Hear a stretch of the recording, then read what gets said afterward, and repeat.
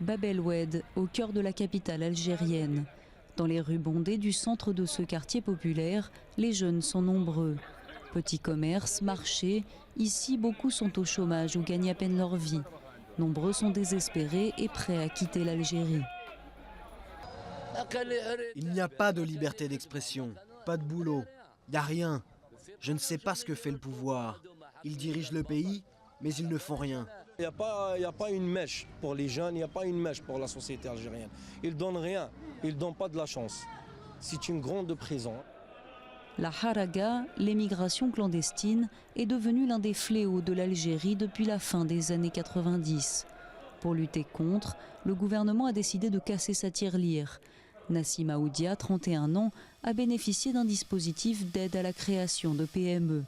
Un prêt de 100 000 € destiné aux moins de 35 ans sans activité.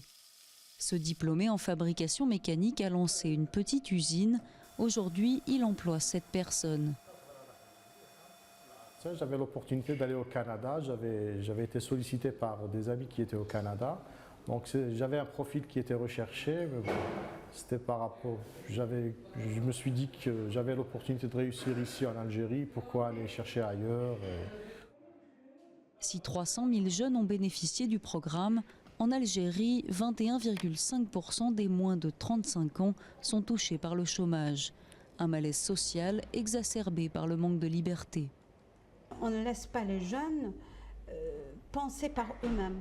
On pense à leur place. Je pense que l'État doit absolument autoriser les associations, le mouvement associatif, les laisser s'exprimer. C'est-à-dire, plus la société civile existe, plus un État est démocratique et libre.